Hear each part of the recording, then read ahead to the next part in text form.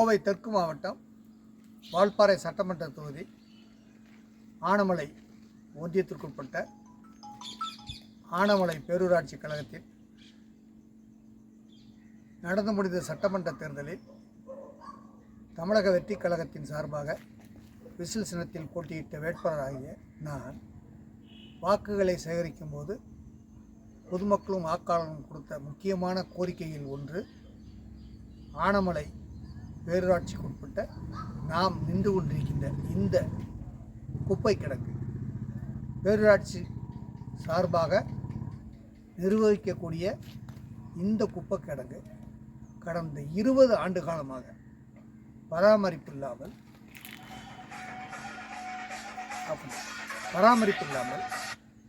மக்கும் குப்பை மக்காத குப்பை என்று தரம் பிரிக்காமல் இந்த மக்கும் குப்பையும் மக்காத குப்பையும் தரம் பிரித்துதான் வீடுகளிலிருந்து எடுக்க வேண்டும் என்று இங்கு இருக்கக்கூடிய ஆனமலை பேரூராட்சியினுடைய அதிகாரிகளும் அதிலும் குறிப்பாக சுகாதார ஆய்வாளர்னு ஒருத்தர் இருப்பார், சானிட்டரி இன்ஸ்பெக்டர்னு சொல்லி, அவர் தெரு தெருவாக போய் வீடு வீடாக போய் மக்களுக்கு விழிப்புணர்வு ஏற்படுத்தி மக்கும் குப்பைகளுக்கு தனியாக ஒரு குப்பை தொட்டியும் மக்காத குப்பைகளுக்கு தனியாக ஒரு குப்பை தொட்டியும் வைத்து அதில் மக்கும் குப்பைகளில் உள்ள தொட்டிகளில் மக்கும் குப்பைகளையும் பிளாஸ்டிக் இது போன்ற மக்காத குப்பைகளுக்கு மக்காத குப்பை தொட்டிகளில் போட்டிருந்தால் இப்படி மலை போல் குவிந்திருக்கும் இந்த மக்காத பிளாஸ்டிக் குப்பைகளை நாம் தடுத்திருக்க முடியும். இப்படிப்பட்ட இந்த கும்பல் இந்த குவியலினால் சுகாதார கேடு மட்டுமல்ல, மழைக்காலங்களில் லெப்டோஸ்பைரோசிஸ் அதாவது எலிக்காய்ச்சல் என்ற தொற்று நோய் சகஜமாக இந்த இடத்தில் ஏற்படும். இது ஒரு சுகாதார கேடு. இதில் வேடிக்கை என்னவென்றால், இந்த பேரூராட்சி கழகத்தினுடைய அசிஸ்டன்ட் டைரக்டர்னு ஒரு அதிகாரி இருக்கார். அவரெல்லாம் இது வந்து பார்க்கணும். இந்த இடத்த பார்த்து அந்த அதிகாரி ஒரு ஆய்வு அறிக்கை அனுப்பணும். யாருக்கு அனுப்பணும்? மாவட்ட ஆட்சித்தலைவருக்கு. இன்னொன்று அனுப்பணும், சப் கலெக்டருக்கு அனுப்பணும்.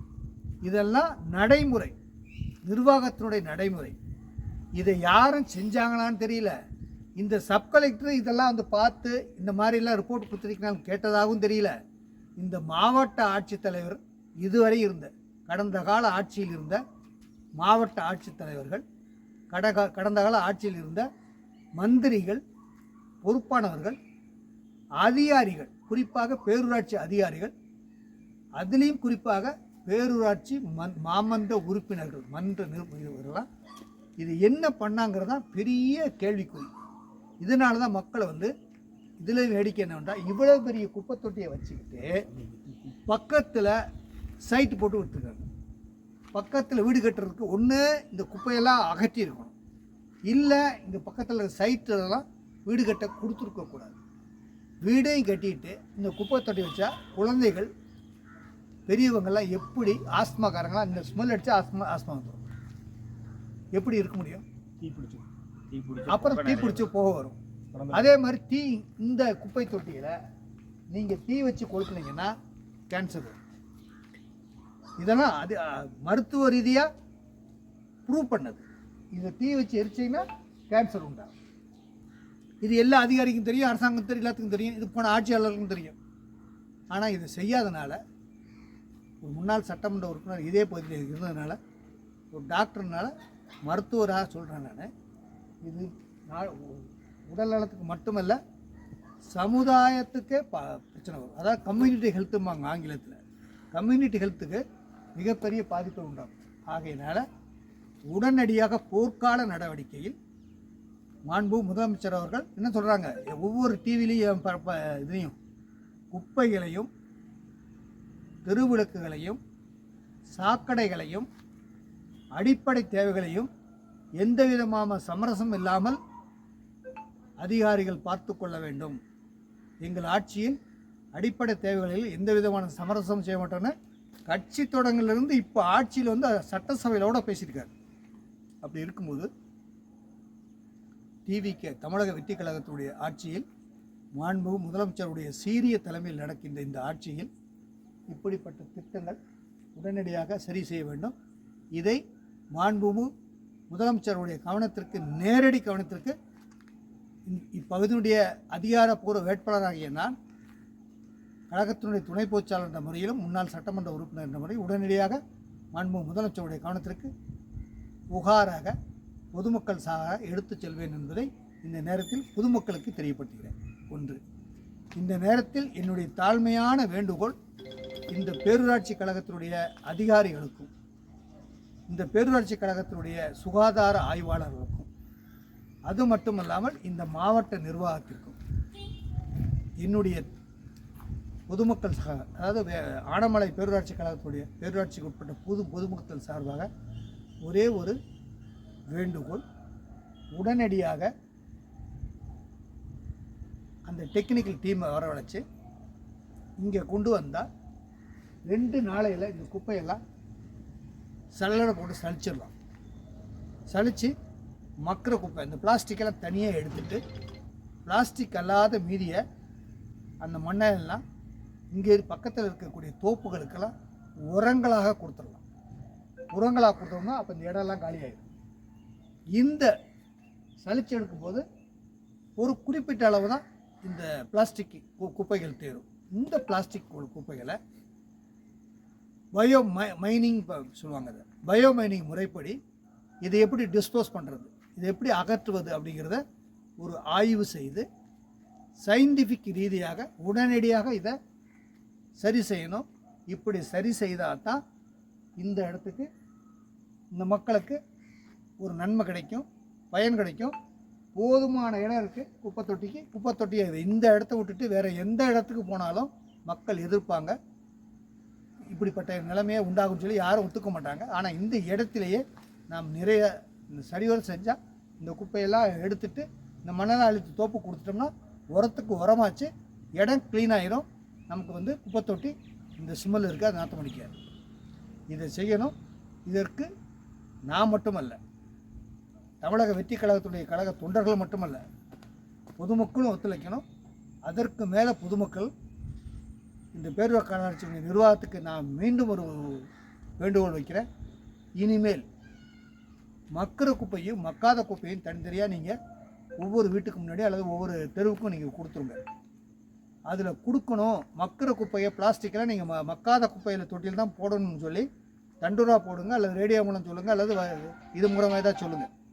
அதை கேட்கலை அப்படின்னா கேட்காத பொதுமக்களோ அந்த கேட்காத நபர்களுக்கு நீங்கள் மாநகராட்சி சட்டத்திட்டங்களுக்கு உட்பட்டு, பேரூராட்சி சட்டத்திட்டங்களுக்கு உட்பட்டு நீங்கள் ஃபைன் கூட போடலாம். இப்படி ஒரு 4 பேர் ஃபைன் பண்ணிட்டீங்கன்னா மக்களுக்கு ஒரு விழிப்புணர்வு வந்துடும், மக்களை சரி பண்ணிடுவாங்க. ஸோ மக்களை நீங்கள் இதை நல்வழிப்படுத்துறதுக்கு பேரூராட்சி அதிகாரிகள் தான் முன்னு வர வேண்டும்.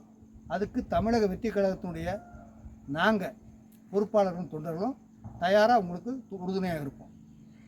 ஆகையினால் நீங்கள் உடனடியாக போர்க்கால அடிப்படையில் வார் ஃபுட்டிங் மெஷர்ஸ் நீங்கள் எடுத்து உடனடியாக அதுக்கு தகுந்த மாதிரி டெக்னிக்கல் டீமை கொண்டு வரணும். இது பயோகேஸ் அந்த திட்டத்தில் வராது, பயோ மைனிங்னு வேறு.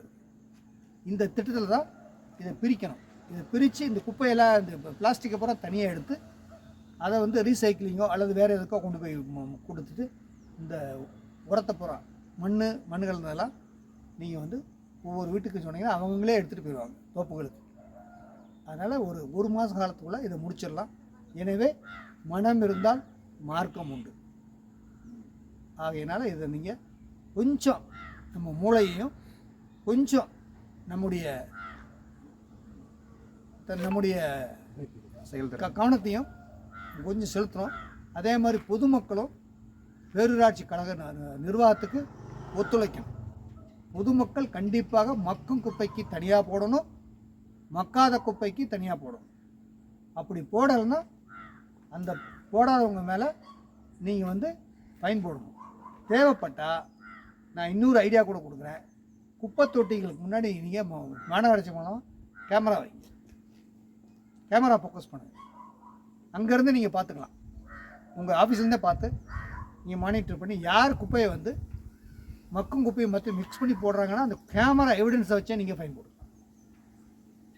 இதை செய்யணும். கேமரா ஒவ்வொரு வளவுலையும் நம்ம எல்லாத்துக்கும் வீடு விட நம்ம வைக்கிறதில்ல, ஒரு பாயிண்டில் தான் குப்பை நம்ம வைக்கணும். அந்த பாயிண்ட்டுக்கு மட்டும் நீங்கள் கேமரா வச்சிட்டிங்கன்னா போதும். ஒரு கேமரா வச்சிங்கன்னா மக்கள் புரிஞ்சுருவாங்க, ஐயோ கேமரா இருக்குது நம்ம மாட்டிக்கணும்னு சொல்லி மக்களுக்கு விழிப்புணர்வு வந்துடும். ஒரு 4-5 பேருக்கு செஞ்சிட்டிங்கன்னா அதுக்கடுத்து மக்கள் இது பண்ணிடுவாங்க. இதுவும் இல்லாமல் நீங்கள் அடிக்கடி பரப்புரை செய்யணும், பிரச்சாரம் பண்ணணும். மக்கும் குப்பையை தனியாக போடுங்க, மக்காத குப்பையை தனியாக போடுங்க. தவறும் பட்சத்தில் பேரூராட்சி மூலமாக நடவடிக்கை எடுக்கப்படும். இது பப்ளிக் ஹெல்த் ஆக்ட்னு ஒன்று இருக்குது. பப்ளிக் ஹெல்த் ஆக்டை கூட நீங்கள் பயன்படுத்தி செய்ய வேண்டும் என்று கேட்டுக்கொள்கிறேன். உங்களுக்காக அத்தனை உதவிகளை நாங்கள் செய்ய தயாராக இருக்கிறோம்.